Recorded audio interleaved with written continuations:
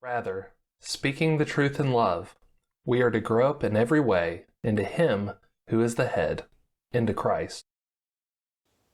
What makes a good friend? There's a lot of discussion about what good friends versus what toxic friends look like. And we look at our friends and we say, well, are they any good for me? Are they good? Is it good for them to be in my life? And so we want to surround ourselves with healthy friends. We talk about getting rid of those toxic friends. And it's good to get rid of toxic friends. But we have to be able to define what good friends look like and then surround ourselves with those kind of people. So what does good friendship look like? So when we talk about good friends, I think one of the best places to go is the Book of Proverbs. And the first place where we're going to start is in Proverbs chapter 27, starting in verse 6.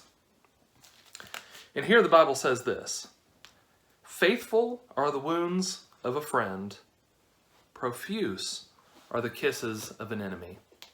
And so what does that mean? This is talking about a friend who tells us what we need to hear, not what we want to hear. This is a good friend. A good friend will tell us, hey, you need to stop. Or no, that's not good for you. And while initially it might hurt us, they might even say something like, you know, what you did just isn't good. And we might be taken back by it, and we might think, oh, they're just toxic. They're just trying to ruin my life. No, that's a good friend. A good friend will tell us what we need to hear, not what we always want to hear. Because by the end of the day, if we keep going down that path of just, allowing people to tell us what we want to hear, we're going to often end up in a really bad situation. I think back to the account of Rehoboam, who listened to his friends who were his own age, and they said what he wanted to hear, it seems, and he listened to them, and it ended up ruining his reign. It ended up splitting Israel. And so we need to be careful to define good friends in the right biblical way. Let's look at another passage. Proverbs chapter 27, verse 17. "Iron sharpens iron, and one man sharpens another." Now, what's this talking about? Well, the idea here is iron sharpening iron. And so, for example, we might think today of like sharpening a knife, right? In a lot of kitchens too, you have knife sharpeners. And so you take that knife and you run it along the edge, and it sharpens the knife. And it does that by wearing some of it off. And there's friction, and there's a force there.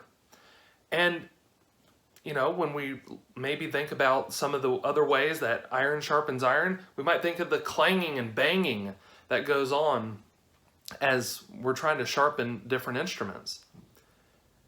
And sometimes we might get uncomfortable with that clanging and banging, but good friends, not only will they tell us what we need to hear, but sometimes it might feel like we're arguing, and it might feel like we're kind of in a battle, in an argument, and it might not feel comfortable, but the Bible says that that's okay. That iron sharpens iron. There's going to be clanging and that kind of thing in a relationship if they're a good friend. We don't get sharper. We don't get better when we don't have somebody there to test our ideas against. It's a healthy thing. And our last passage is going to be in Proverbs 17:17 about what a good friend looks like. And in this passage, the Bible says this. It says, "A friend loves at all times, and a brother is born for adversity." I think about Job's situation. And Job's friends, they take a lot of flack, and deservedly so. But at the very beginning, they did well. They did well before they opened their mouths, right? But a good friend is one that's there at all times. They're there through the thick and the thin. and they see our growth, and we see their growth, and it's a relationship that develops. A good friend is there at all times, not just when things are easy. And so here's what I want to encourage us with. Let's surround ourselves with good people. But even more so, here's the question for you today. Are you a good friend? Do people want you around them?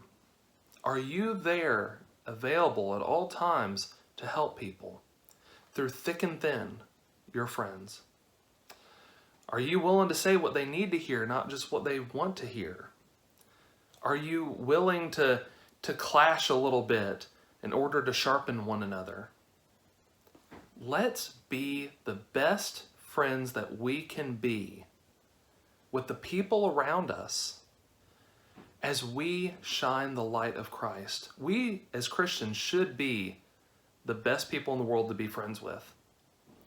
Are we doing it? And are we surrounding ourselves with people that are good friends to us as well? The Book of Proverbs has incredible ideas and thoughts about what good friends should look like. I want to encourage you to continue reading the Book of Proverbs and continue to grow in your faith. Have a great day.